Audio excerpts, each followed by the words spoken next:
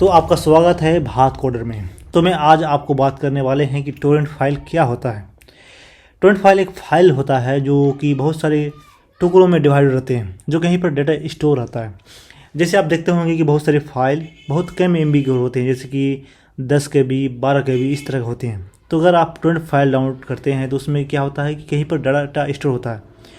तो आप कुछ दिखाएंगे कि आप टोरेंट फाइल को कैसे आप डाउनलोड कर सकते हैं।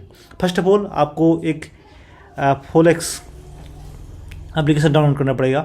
चलिए स्टेप बाय स्टेप आपको दिखाते हैं कि आप कैसे डाउनलोड कर सकते हैं।